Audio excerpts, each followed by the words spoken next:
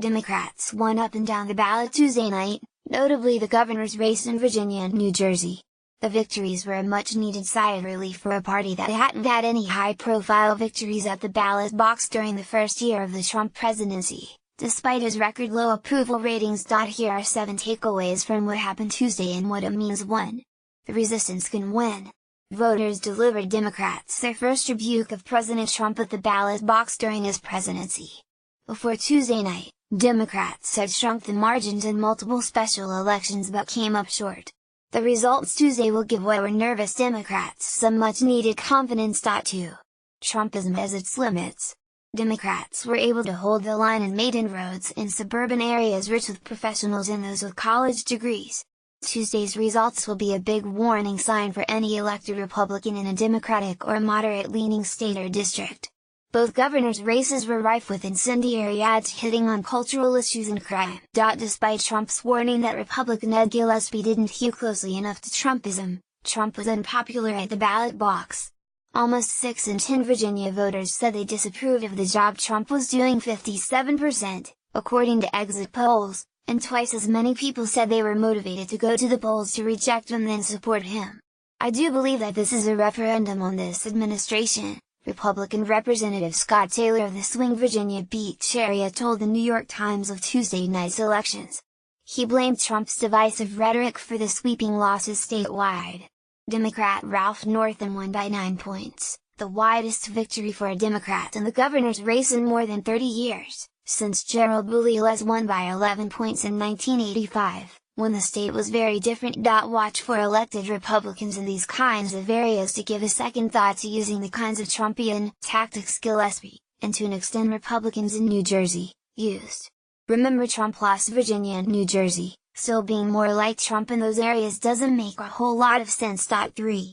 A shifting of old political lines continues.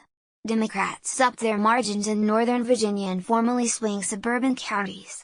Meanwhile, Democrats continued their slide in rural, Western Virginia. 4. Progressive platform gives a boost. Danica Roem in Virginia became the first transgender person elected to a state house in the country. And the 33-year-old did so over a 13-term incumbent, who authored Virginia's bathroom bill and considers himself the state's chief homophobe. What's more, the election took place in Prince William County, a county George W. Bush won by 7 points in the 2004 presidential election, but Hillary Clinton won by 21 points in 2016. The boyfriend of a reporter shot and killed on live TV won a seat to the state house in Virginia on a gun control platform over a 3-term incumbent, NRA-backed candidate. And, in New Jersey, the town of Hoboken, just outside New York City, got its first Sikh mayor. Ravi Bala, Indian-born city councilman, faced racist attacks, including a poster that stirred statewide controversy. With Bala's face on it, the poster read, "Don't let terrorism take over our town."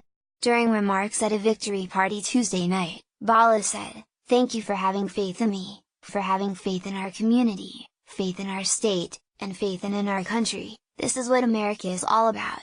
Voters also supported Medicaid expansion by referendum in Maine, doing an end run around Republican Gov. Halapeda's veto. Expect other states to follow Maine's lead. Expansion of Obamacare was made far more likely with Democratic gains in Virginia, with Democrats controlling all the statewide offices and being very close to taking over the state house. There will be recounts. And, by the way, while Democratic voters appeared motivated statewide, there was a 16% increase in turnout from the 2013 governor's race. It was even higher in Charlottesville, the site of racist violence this summer. President Trump stoked controversy by saying there were fine people on both sides of the protests, which included white supremacists, neo-Nazis and the alt-right. Charlottesville saw a 31% increase in turnout. For perspective, Northam won more votes in Charlottesville this year than the total number of votes cast in 2013 in the city. 5. Get ready for close and contentious 2018 and 2020 elections. Consider last night a warm-up. For those who say nothing seems to matter when it comes to President Trump and what he does or says, this shows that line of thinking is just not true. No president has been more unpopular at this point in his presidency since polling began. Remember, Hillary Clinton didn't win the popular vote by 3 million votes, and there's a reason for that. Virginia is very reflective of the rest of the country. Tuesday night shows 2020 certainly is shaping up to be a contentious election, and no cakewalk for this president. 6.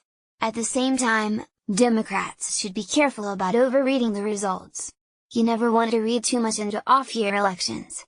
You never know what the landscape will look like in a year, and Virginia and New Jersey are states Clinton won. The trend of Virginia going from red to purple to reliably blue is now clear.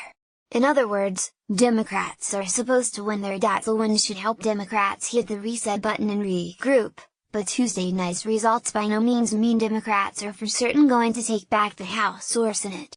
The districts are still very much drawn in Republicans' favor, and they have a very favorable Senate map. What's more, Democrats would probably be making a mistake if they think Tuesday night's results mean they can win in the places they lost and need in 2018 and 2020 on strictly an anti-Trump and progressive platform. Tuesday night reinforces that this is a sharply divided country. 7. Voting matters.